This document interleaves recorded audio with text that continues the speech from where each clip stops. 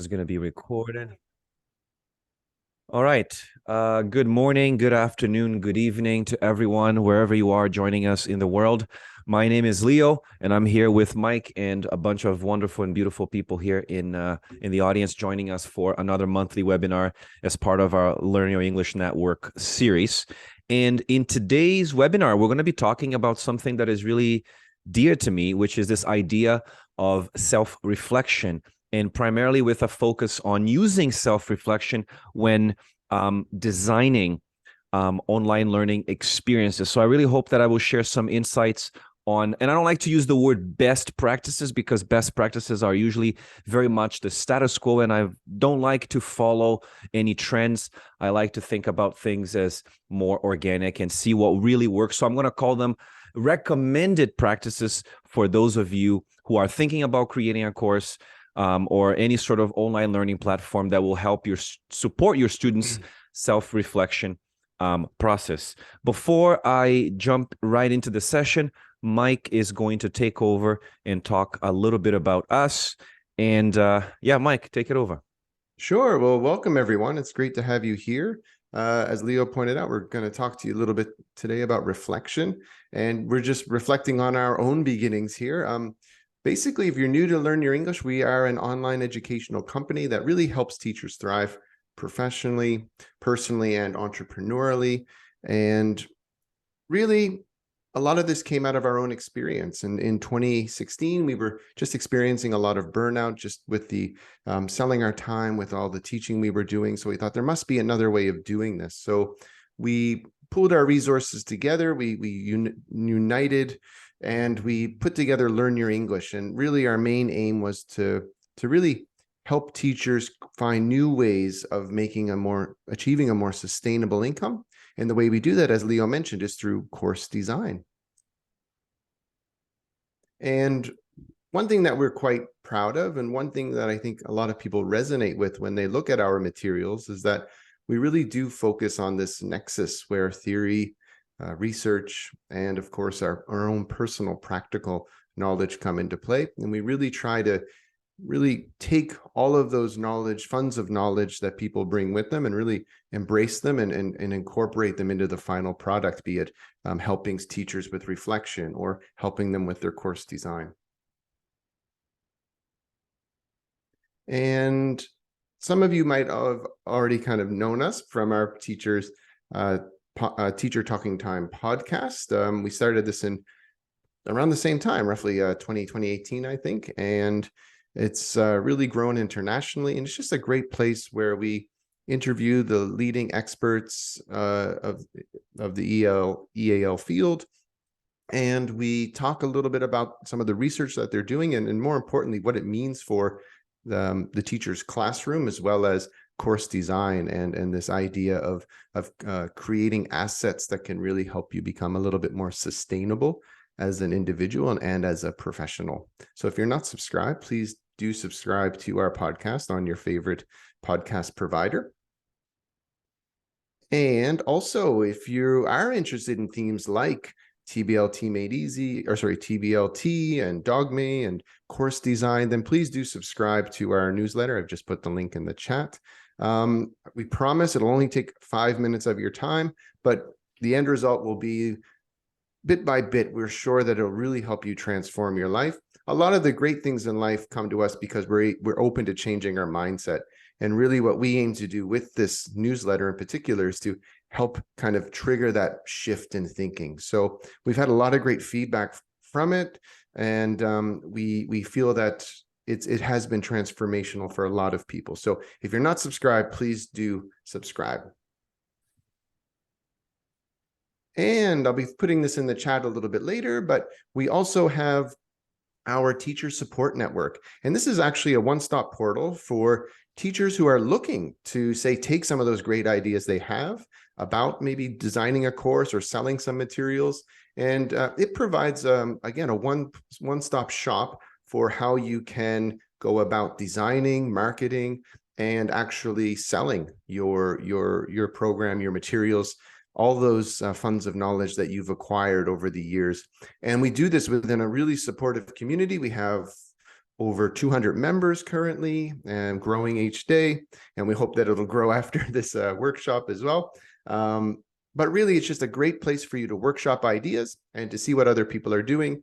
And again, help trigger that shift in your mindset. And for some of you that are already kind of out there and you perhaps have ideas for courses and you actually have something put together, we also have our Teacher Accelerator program, which really helps people take what they have and implement it. And we usually help people go from 0 to 100 in a few weeks' time. So if this is something that interests you, then please do reach out to us and schedule a strategy session. We can have a one-on-one chat right away to see if this program's right for you. And Leo. Thank you. I was just looking at the chat box because I didn't have a chance to look at where people were joining from, but we have people joining from Italy, Sao Paulo, Vancouver, Americans in Greece. I'm dying to go to Greece, Iran, UK, Delaware. Oh yeah, I love Delaware. It reminds me of what's the name of that movie again? I forget now. Anyway, it'll come to me later. People from Spain, Kentucky, Brazilians living in Portugal. We have people from New Zealand. Thanks for joining us. Turkey, Bulgaria, Atlanta, Pakistan, Guatemala. Thanks, everyone. Thanks for your support. Thanks for your love. I really hope that this session lives up to your expectations. I really hope that by the end of this, you will have gained something from the session. And our agenda for today is very simple. I'm just going to touch on 5 very specific points. We're going to be talking very briefly about some of the challenges that students face when they're transitioning from face-to-face traditional classrooms to online learning. We're going to be talking more about self-reflection. What is it? I'm going to be drawing a lot on your funds of knowledge. We're going to be talking about some of the evidence-based benefits of self-reflection, primarily in online learning environments. And of course, I really like to think about how can we actually extrapolate all this theory and apply this in courses. So I'm going to be talking about a couple of strategies. If you stay until the end, I have a very good activity that is actually aimed to focus a lot more on emergent language. And I'm going to expand on this and say emergent feelings and emotions. Because I find that with Dogma ELT, we don't have to only focus on the language, but we can also focus on the feelings and the emotions that learners are experiencing when engaged in an online learning experience. And of course, we will wrap this up with some, as I said, not best, but recommended practices for those of you who are thinking about designing online learning experiences. Excuse me. Hopefully, by the end of the session, you should be able to recognize some of the challenges that students have when transitioning from one medium to this online learning medium. Hopefully, some of you will be able to name the benefits of promoting self-reflection. And I'm going to be doing this by offering some checkpoints throughout the session, because I truly believe that the best way for us to remember things is by actually taking a moment to pause and see how much we have actually acquired or understood or remember. Hopefully, we'll also be able to describe a few strategies for encouraging this kind of self-reflection in online learning experiences. And at the end, I will talk, as I said, you will be able to to outline some of the practices for online learning platforms with the intent of supporting students' self-reflection processes in online learning. All right, so let's get the ball rolling by talking a little bit more about the challenges of transitioning to online learning. So when it comes to the challenges of transitioning to online learning, we can actually isolate them into 2. We can look at barriers to access.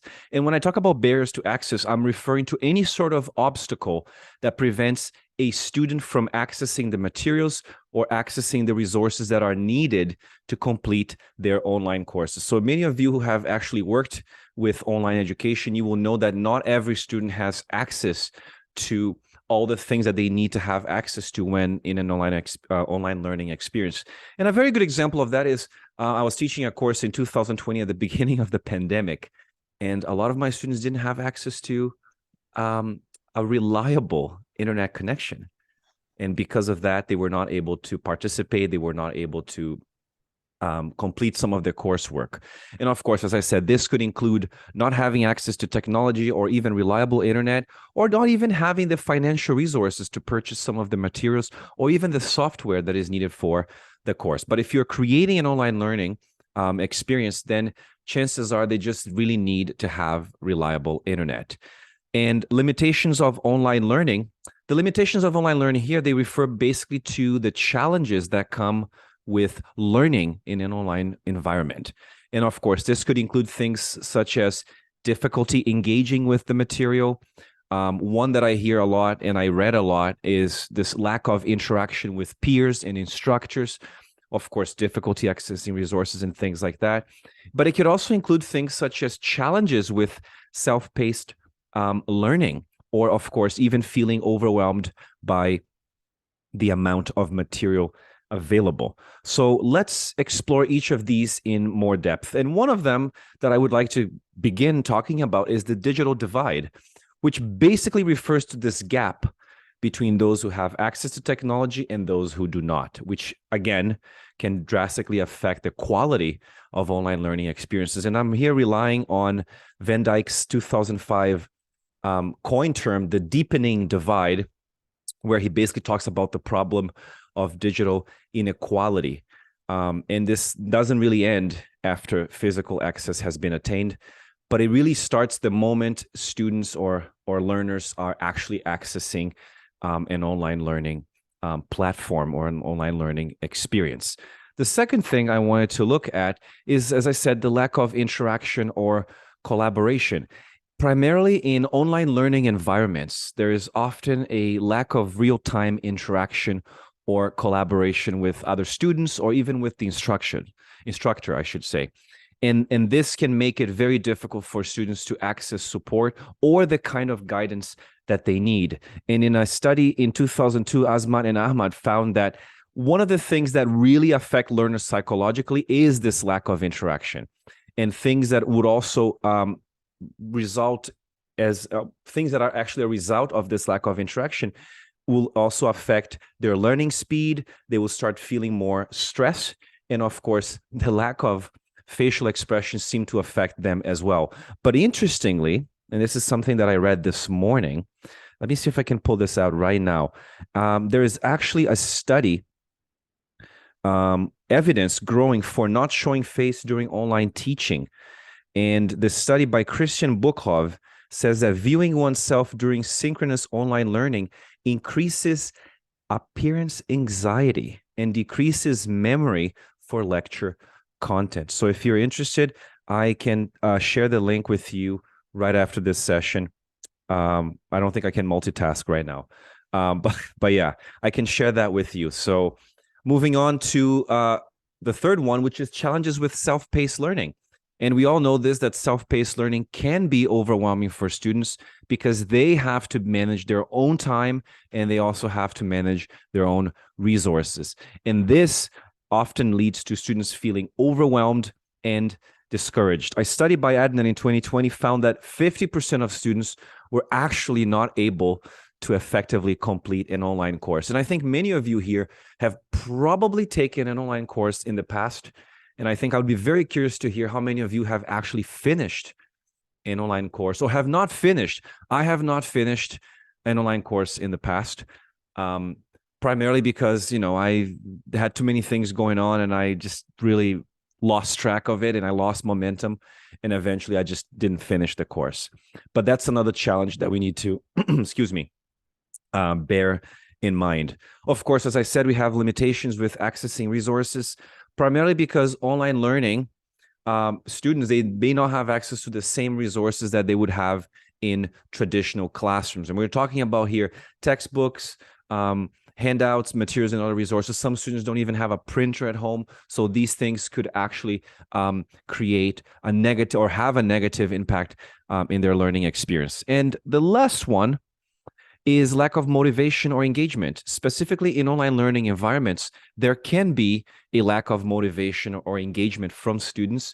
And as I said, this can also lead to students feeling completely disengaged with the material and not wanting to complete their work. And I think the COVID-19 pandemic somehow forced us all to shift our teaching now to online learning environments. As a matter of fact, I'm actually starting teaching a course on Sunday to a group of university students in China.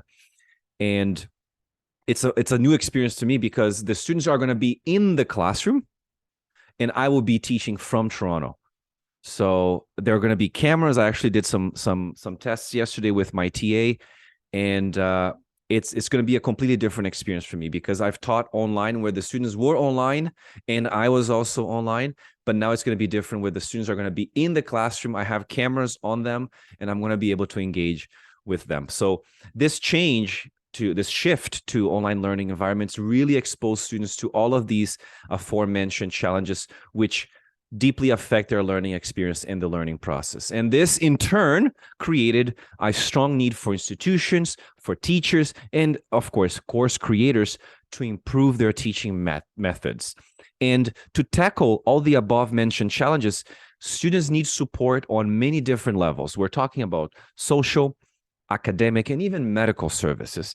But one of the approaches that we can use to help students with perhaps having a better online learning experience and supporting them is supporting them with their self-regulation by integrating this in the courses. And this is exactly what we're going to be looking at today. But before we do that, a little checkpoint here very quickly, just to see those of you who are watching this, can you remember some of the challenges that we've just talked about here when transitioning from traditional face-to-face to online learning?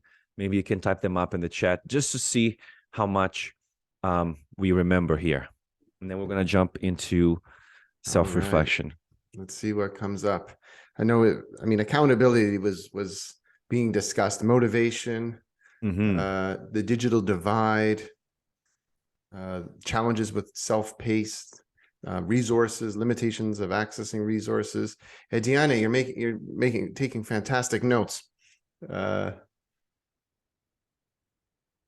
Excellent. Digital gap. Mariella says, Brisa says, stress and anxiety. Well, this is great, folks. Good. Yep, absolutely. So one very specific strategy that I have been using with a lot of my online learning courses is the moment I finish one section, I usually take a moment, pause. We do a little bit of a checkpoint like this one here, where you get students to see, okay, how much do you remember? What were some of those things that we've just talked about? Just to kind of like see how much was actually internalized or remembered by the students. So we're doing this as we're doing the session as well. So how can we solve this problem? What can we do to support learners in their online learning journey? Well, as I said, I think the answer to this question really is the title of the section, which is self-reflection. And I think it would be a good idea for me to actually stop right here and ask all of you participants to tell me what self-regulation means to you. And when you think of, is reflection different from just thinking? And how do we do it? Can someone teach you how to reflect, or is this just a matter of practice? Can everyone be reflective, or are some students and some people more reflective than others? So I'm going to give everyone about 45 seconds to think about what self-reflection means to you. Maybe type them up in the chat. Mike is going to go through them and read them out aloud for us. And think about the kinds of questions that you can ask yourself to identify the kinds of changes that you might need to make in your life. So I'm going to give you about 45 seconds for that. Christina's asking, is it self-regulation or self-reflection? It's self-regulation. Yeah. Yes, sorry, self-reflection. So, yeah. Yanaki says, perhaps self-regulation is accountability for how we manage our time and moods. Any other suggestions? We'll start with question 1, perhaps, and then we'll look at question 2.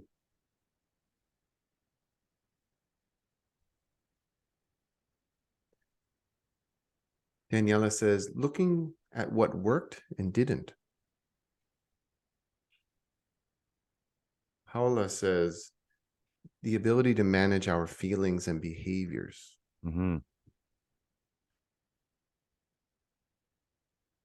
Okay.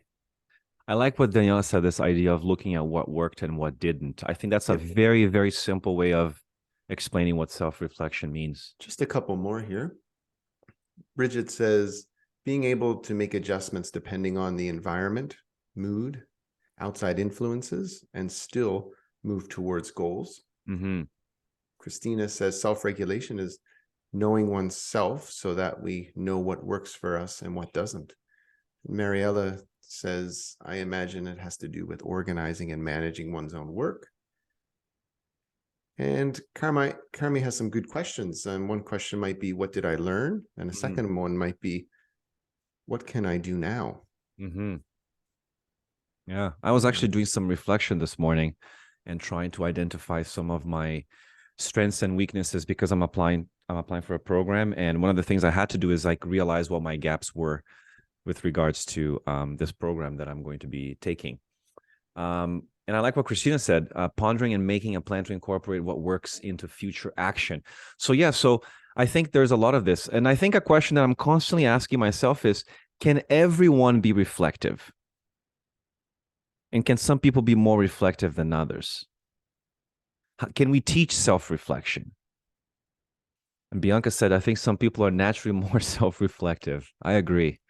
But a concrete list of questions would be immensely helpful. I agree. I completely agree with that. So with that in mind, let's look at a few definitions from some people. So the first one is Glasser Zikuda, who basically describes or defines self-reflection as self-observation, basically reporting on your thoughts, on your desires, on your feelings. And it's something that is done consciously and involves primarily thinking, reasoning, and an examination of our, again, thoughts, desires, feelings, and ideas. So what's interesting here is that it is something that we do consciously, and it involves a lot of thinking, it involves a lot of reasoning, and of course, examining. So being very self-aware of those things.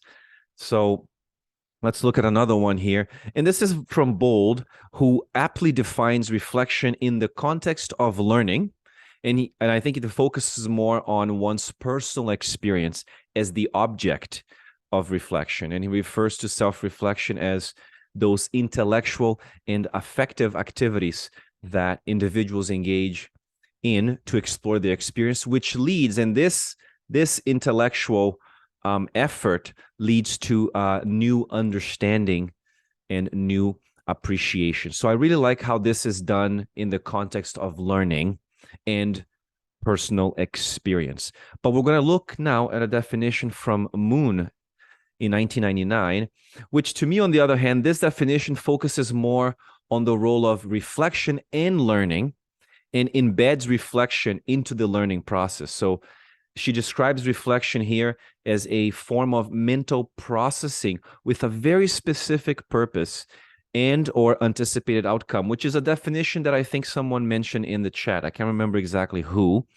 And this can be applied to either complex or ideas that we haven't fully developed and things for which there is not an obvious solutions. And what's interesting here is that all these definitions, though, they focus on different contexts, but they also share similarities in that they emphasize, and I don't know if you're going to agree with me, but they emphasize this purposeful critical analysis of knowledge and this purposeful critical analysis of experience in order to achieve deeper meaning and a deeper understanding. The reality is, after looking at about 10 to 15 different books and articles and papers, there's no clear definition of reflection or a precise way of describing what we mean by a reflective learner. But we can discuss some characteristics of the process and encourage you, your learners, to develop their own preferred ways of developing. So when I think about self-reflection, I looked at all those definitions and I was able to isolate 4 things here. To me, self-reflection is thinking for a purpose. And in online courses, we can link this to wanting to become a more effective and a more efficient learner, someone who wants to understand their own learning. And in this case, reflection is also about wanting, or at least being willing, to change the way we learn. But self-reflection is also analyzing how we learn. And when I'm talking about analyzing how we learn, I'm talking about taking it apart, taking apart our own learning processes. A good online learning experience or a good online learning course provides participants with the tools to help them do this. But reflection, as I said there in the second point, is also about evaluating how effectively we learn. And that means making judgments on our own performance. And of course, that is not always an easy or comfortable thing to do, because sometimes we overestimate our abilities and sometimes we underestimate our abilities. And the third one here is, to me, most of all, reflection includes being critical. Not in a negative or destructive way, although that's my case sometimes, but through rigorous questioning and deep probing into what and how we learn. Many people would say that the most important characteristic of an effective student in any context, but primarily in higher education, is that they're capable of this one thing that we're constantly talking about, which is critical thinking. And I find that self-reflection leads to critical thinking, because we're going to be actively challenging ourselves and others. Okay, so let's jump on to talk about some of the benefits of self-reflection in online learning. So I'm going to share with you 4 benefits. Actually, I'm going to, 4, 3.5, I would say. But let's look at them very briefly here. The first benefit is increased engagement. There's a lot of research suggesting that self-reflection can actually help to increase student engagement in online learning. Why is that? Well, because by taking the time to reflect on their experiences, students can actually gain a deeper understanding of the material and, of course, develop a more meaningful connection with the course. And the key word for us here is meaningful connections. The only way for us to develop these meaningful connections is through reflection. And this is why I think dogma ELT, task-based language teaching, all these organic approaches provide this meaningful connection, because with task-based language teaching, we have to assess primarily not our knowledge about the language, but our performance in the language. And of course, this can actually help to keep learners motivated and engaged throughout their learning journey. The second one is improved performance. As I said, a lot of the studies that I went through, and I'm going to show you in the references later, you can take a screenshot of that, say that self-reflection can actually improve student performance in online learning, not just engagement, but also performance. Why? Because by reflecting on their experiences and identifying areas of improvement, which is something that someone mentioned in the chat box as well, they can actually develop strategies to enhance their performance. What's working for me? What's not working for me? But just this very simple questioning can lead to a much better understanding, not only of the material, but also of outcomes that they are supposed to achieve throughout the course. And the third one for us here is increased self-awareness. Self-reflection, a lot of interesting studies linking self-reflection with an increase in student self-awareness.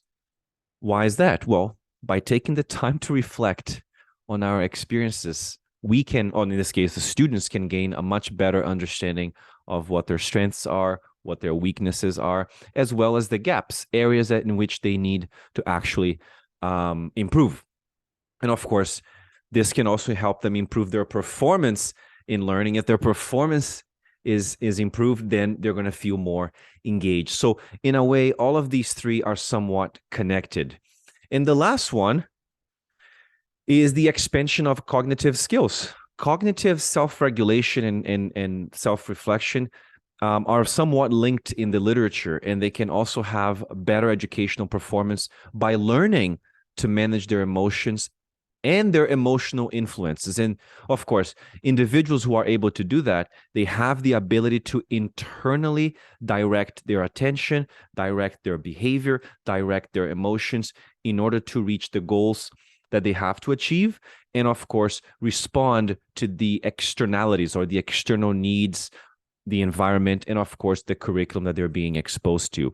So what's really interesting about all of this, and of course, the literature doesn't connect this, but this is my personal connection, is that approaches like dogma ELT and task-based language teaching are somewhat connected to this because normally, at least in my experience and the experiences of teachers that I have worked with, they always tell me that students are more engaged, they perform better, they're more self-aware as a result of using approaches like that.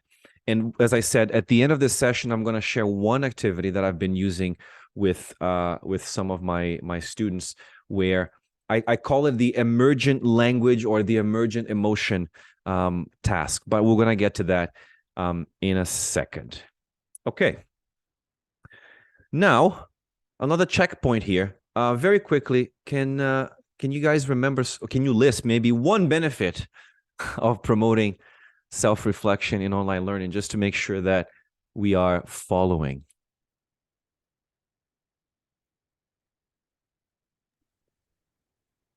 All right. Increase self-awareness, Bridget says. Increase engagement, Risa says. Improved performance, Gianna says. Danielle says increased engagement as well. People are following. That's good. They're following along. Yeah, yeah. Yeah, they I'm are seeing lots of note-taking in the background there. Good. That's good. More engagement, says. All right. It says expansion of cognitive skills. So Yeah. this is a very good example of something that you can do when you are designing an online learning experience. Checkpoints with your learners, making sure that they're actually remembering what you want them to remember. Okay, so let's move on to talk about strategies. What are some strategies that we can use to promote self-reflection? What tools do we have out there? So I'm going to talk about 3 tools, folks. I'm going to talk about the use of prompts, and I'm going to give a couple of examples of that. We're going to then talk about reflection journals, and I'm going to give you a few examples of reflection journals. And finally, we will look at some other online reflection tools. Okay, so let's begin by talking about the use of prompts. I find that I was taking a course recently on marketing, very simple course on marketing. And what was interesting is that the course had a lot of prompts, and these prompts were basically questions or statements that we can use to help guide students in their own self-reflection process. So I think in a way, and I don't remember who said this in the chat box, we can give those prompts to the students. So examples of prompts could include things like, what did I learn today? Which is a question that I often ask my kids when I pick them up from school. What did you learn today? They always say nothing. So I wonder if there is any sort of self-reflection going on in the school board. You can also ask them, what challenges did I face today? Or what did I do well today? The idea here is that these prompts can help to direct students to reflect on their experiences in a more meaningful way.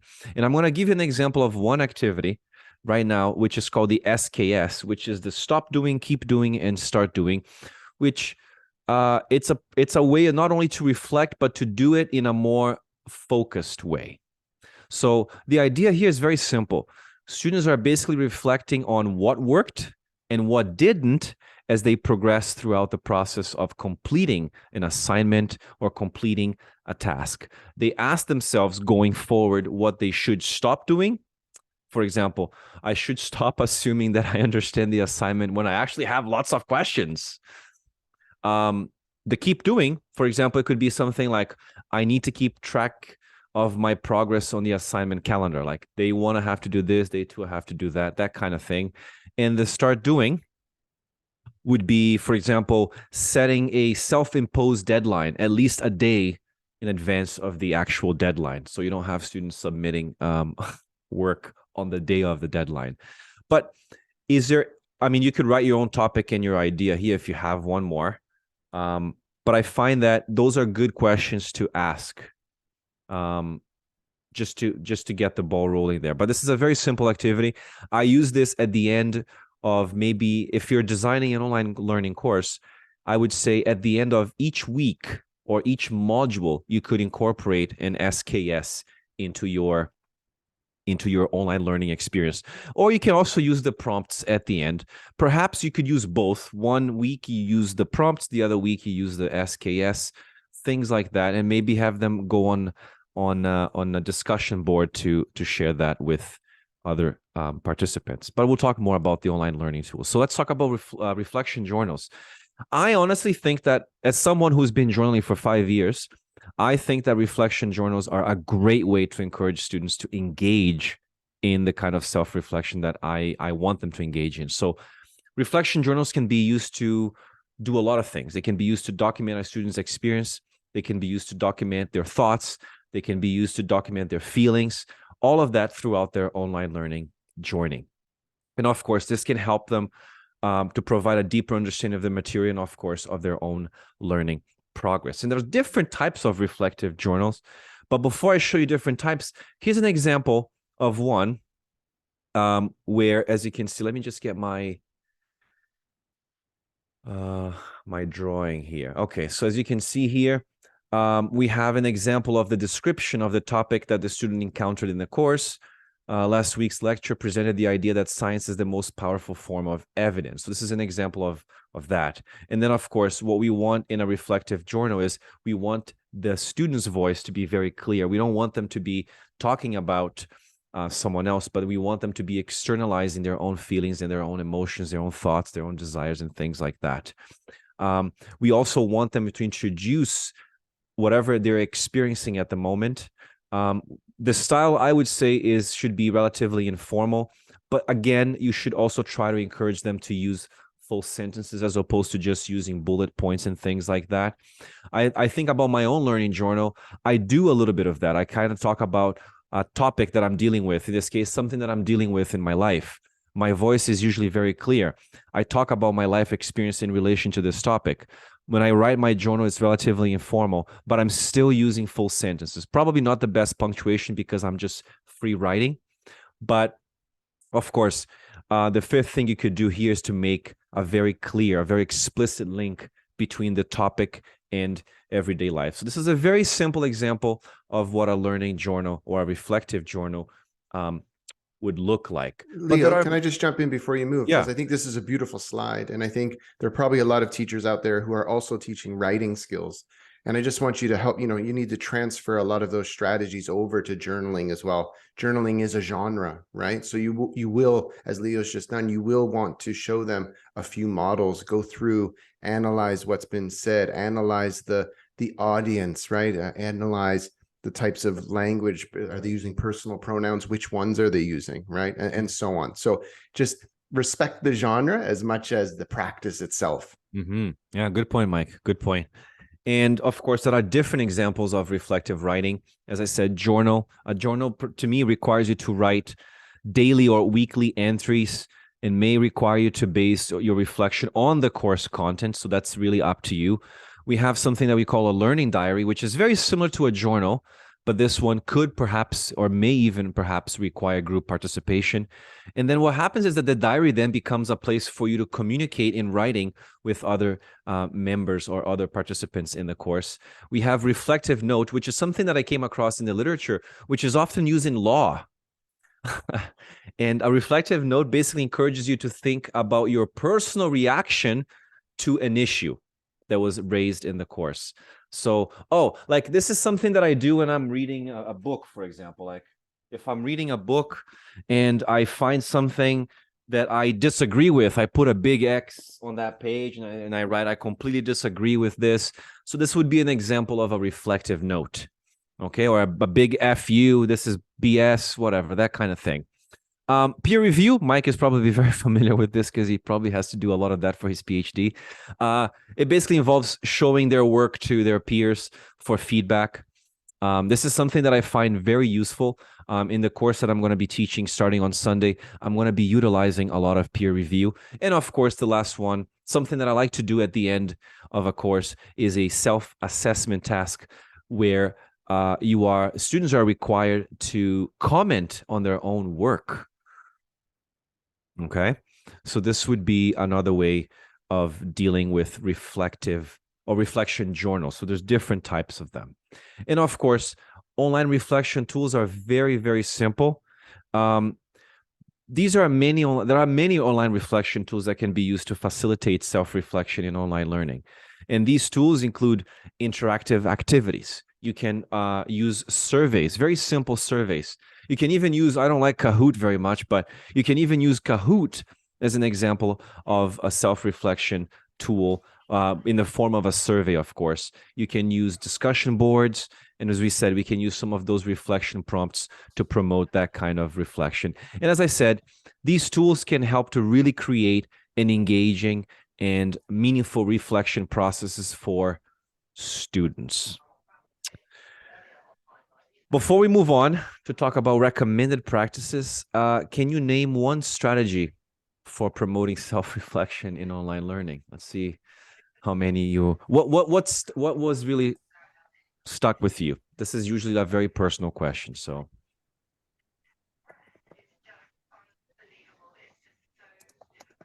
All right. Gianni says use of prompts. Marielle says learning diary. Christina says stop doing, keep doing, start doing. Rocio says, oh, I missed it. It's too fast. Prompts, reflective journals, self-assessment, journaling, prompts. Yeah. Starting getting some saturation here. Prompts. People peer seem review. to like the SKS, right? Hey, here, yeah, peer review. Yeah. I've been using the SKS, and I find that it's a very simple tool for promoting self-reflection. I find that you don't want to here's a caveat. You don't want to overuse SKS, because then students get really bored and they start like, oh, okay. So this is why I think it's a good idea to maybe offer a survey week 1 or module 1. Let's say week 2, SKS, week 3, prompts, week 4, you write an entry of a journal. So you have all these different types of tools that you can utilize when creating your online learning experience. You don't want to overuse just one. So variety is important, as Daniele said here. SKS, Breeza said, can you share materials, books, research on SKS? It's actually very common, Breeza. If you do a little Google, let me see if I can find the website that I found that. I'm going to share some of our references, but do send me an email, or send us an email at the end, and I can send you some more links on the SKS. But I think if you just Google it, what is it, Mike? Oh, no, I think Googling it is fine, but also when we post this video in the Teacher Support Network, we'll put the links in there as well, and any resources that Leo wants to share as well. Yeah. Okay. So before we wrap it up, I have some final thoughts that I wanted to share with you before I actually give you that little activity. So what are some of the recommended practices for self-reflection when you're designing online learning experiences? I'm actually thinking about 3 here. The first one is establishing a positive learning environment. I think it's really important for online learning platforms to establish this kind of environment for students. And this can include, as I said, providing a very safe space for students to ask questions, offering incentives for participating in the course, and of course, providing support and, more importantly, feedback to students. By doing this, we can create an atmosphere of learning and growth, which again is beneficial for self-reflection. As I said, once again, very important to incorporate reflection opportunities into your course design. And as I said, this can include providing prompts, incorporating those reflection journals, SKS, offering online reflection tools and things like that. These opportunities can really help to encourage students to engage in the kind of meaningful self-reflection during their online learning experience. And of course, when you're creating an online learning course, it's really important to design the course in a way that promotes self-reflection. And as I said, this could include providing very clear instructions and expectations. As I said, as I did here in this presentation with you, and I was trying to keep this presentation short, because those of you who have attended any of Learn Your English's webinars or presentations in the past, you will know that I suffer from a little bit of perfectionism. All of my sessions, I want to try to give as much as I can. And I realize that people at the end are just usually more overwhelmed than pleased.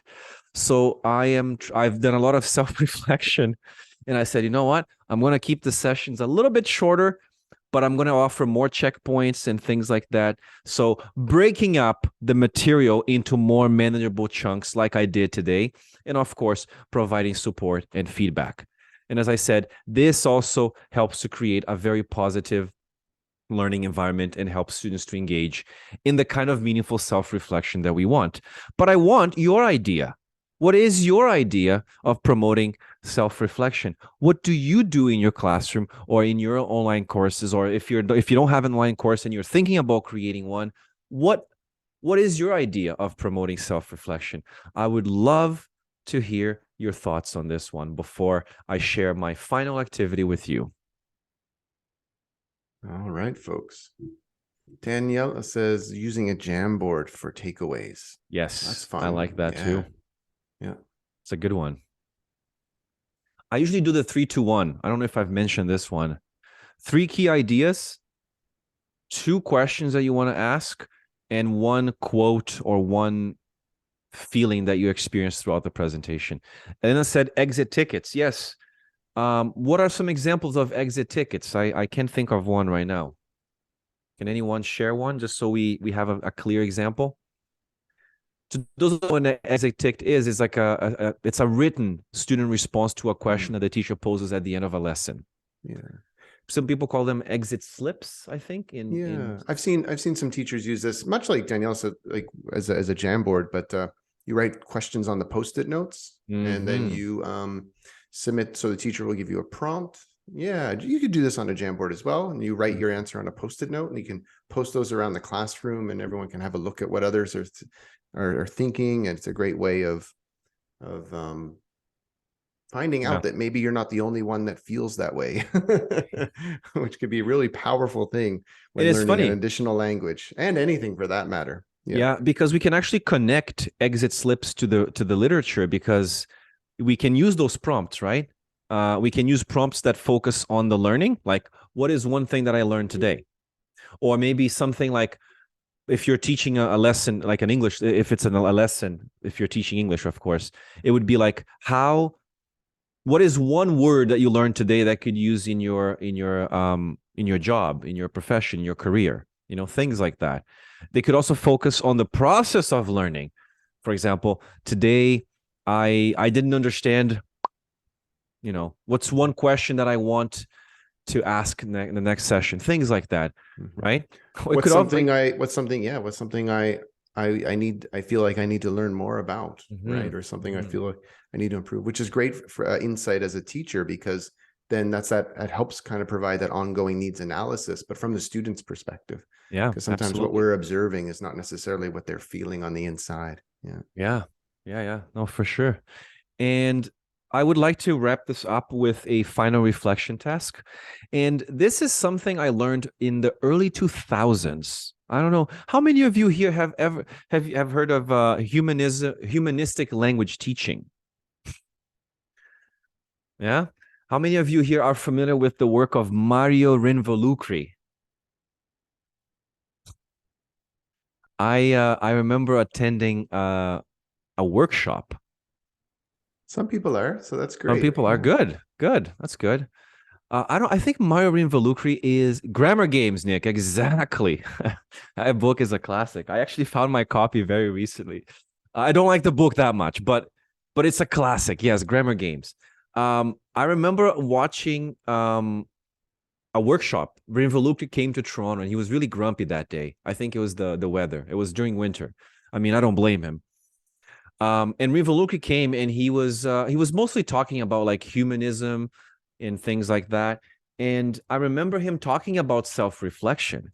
I remember him talking about some of the ideas that inspired me to create this session. And lately, I have been working with a lot of professionals. I've been working with a lot of people in the IT world, researchers, doctors, and people in those fields. And I find that a lot of them lack this ability to reflect on their own learning, on their process. So I thought about like, okay, so what is an activity that I can use to help them reflect more? And this actually, the idea for this activity germinated, or was the genesis of this was basically that workshop with Mario Rinvolucri. And I would like to have him on the podcast, but I think he's retired, if he's not even alive. I don't know. I have to double check that. But it's a very simple activity. Something that I do every day. It's called talking to myself. And as I said to you, the idea is not just to focus on emergent language, but to focus on emergent feelings, emergent emotions, emergent thoughts. This is an activity that I think you can use from any level. Of course, not A1, but I would say from A2 all the way to C1, you can definitely use this. I would say it takes about a session. So if you're teaching one-to-one, this would take an entire session with your student. And the purpose of this is really to promote self-reflection, but also to stimulate a flow of talk about our inner processes. And this would follow a period of intrapersonal thought. So it's thinking about your thoughts. Okay, very simple activity. And this is how you run it. You basically dictate these questions to your students. For example, when do I talk to myself mostly? In my case, in the morning. I have to motivate myself to do certain things, to say affirmations, things like that. Then you can say, when did I last talk to myself? Where do I talk to myself? Are there any special places and situations? How, physically speaking, do I talk to myself? Do my lips move, or is it just like in my head? Do I talk to myself or to other people in my head? Sometimes I talk to my mom in my head, or she talks to me in my head. Do I talk inside my head simultaneously while I'm talking to real people outside? A lot of people do that. I figured. I do that. Do I sometimes rehearse a future situation? And this is something that I remember having a conversation, Mike. I don't know if you remember him, that researcher, when we talked about future selves. What's his name? The Japanese guy. Yes. I forget his name now. Anyway, he But talked a lot about like the power of visualization, like rehearsing future situations in a foreign language. I forget his name, but he's on the podcast as well. And of course, do I go over in my mind a situation I have just lived through? I feel like these are things that we all do. Like sometimes we say things and we're like, damn it, I wish I hadn't said that. And we kind of like go through that situation in our head many, many, many times. So you can actually dictate these sentences to your students, of course, emphasizing that the I in the question is them, not you. You can take a screenshot of this, but of course, we will share the recording with those of you as well, and give it a try. Something that I've tried more recently was asking my students to write questions of their own. And these are some examples of questions that my students have said to me. Leo, one student said to me, this engineer said to me, Leo, I'm not very nice to myself. My inner voice is not very nice. And I said, really? Well, what is it like? He's like, oh, it's a very tough guy. He's really mean to me. And I was like, interesting. So we've had a lot. Eventually, what happens is there's so much language that will naturally emerge from focusing on each of these questions. And if you are the kind of teacher who likes to just work with this kind of language, you can just really prompt, probe, ask more clarification questions, and which is a session that we should do eventually, where you can ask them questions like they say, am I nice to myself or tough? Oh, I'm really nice. Okay, so could you give me an example of that? And why are you so nice to yourself?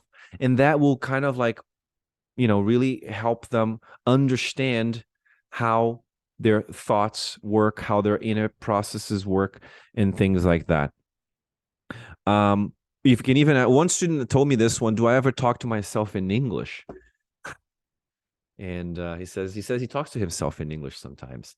He said his English voice, inner voice, is nicer than his Spanish inner voice, which I find fascinating. That like, wow, so you have these two personas. One is speaking Spanish and the other one is speaking English. And Masatoshi Sato, yes, that's the one, folks. Listen to that podcast. Yeah, so this one student actually is able to communicate with himself in two different languages, and one voice is nicer and the other voice is not as nice. So a very simple activity that you can use with your students. Oops. Yes. And I would like to wrap this up with a quote. I actually just picked up this book. I'm trying to remember the name of the book now. I wrote it down somewhere. Yes. It's called Training in Tenderness by Jigar Kongutru, who is he's He's a Buddhist monk, and he wrote this book called Training in Tenderness. And it's funny because I started reading this because my inner voice sometimes is really mean to myself as well, probably as a result of trying to, striving for perfection, always trying to be better, do more, do more, do more. But this quote really resonated. And this quote was actually what helped me or prompted me to kind of like create the session. And he basically said that self-reflection is basically the gateway to freedom. Why? Because it brings more appreciation and enjoyment to our lives. But I won't read the rest of the quote, but I really like what he says there. Especially the part about enjoying spending time with our own mind. And I think self-reflection is nothing more than us not just reflecting on our experiences, but also enjoying spending time with our own mind. With that in mind, folks, here are some of the references. You can take a screenshot of that. Thank you very much to those of you who have attended the session live. If you are watching the recording, we also appreciate you. Thank you so much for listening, for being here, for supporting us. Feel free to send us an email, hit us up on social media. We are pretty much everywhere. We are on Instagram. We have our free community on School. We have our YouTube channel, which we're slowly growing. And of course, if you are into podcasts, we have our Teacher Talking Time podcast. Thank you very much. We have about 3 minutes for Q&A. If anyone wants to ask any questions, this is your time. Just don't ask me any questions about my inner voice. Nah. And I share the link with maybe I should share it again. This is the paper on viewing yourself during synchronous online learning increases anxiety. So I'm going to try that starting in my next class that I'm teaching. But yeah, thank you very much, folks. Questions? We have time. Thank you. The book is called Training in Tenderness.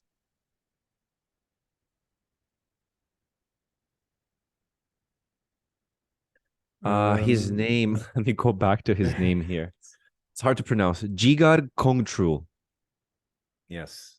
Yeah, not many questions. Just sorry, Leo. Yeah, please. No, I was gonna say I find that when you offer checkpoints, people don't have questions. Yeah, because they're reflecting throughout the session. This is something new, but anyway, I finished within the hour, so I'm very proud of myself. Great self-regulation. And everyone, yeah, please feel free to sign up for our newsletter. And of course, we'd love to have you in the community, especially if you want more ideas in terms of, how you can add different teaching strategies to a course that you may want to create. Yes. We have a whole other lengthy presentation on why that's in your interest to create courses, but we won't go into that today because we'll just finish on a reflective note. But hopefully that'll perhaps inspire you. Your involvement in that community will inspire you to perhaps pave a new path for yourself, and to go out and create some assets that you can use for some passive income down the road as well. Yes. And we have another webinar coming up at the end of this month. So we have one every month. We don't have one in January because we take breaks in January, but we have one coming up end of March.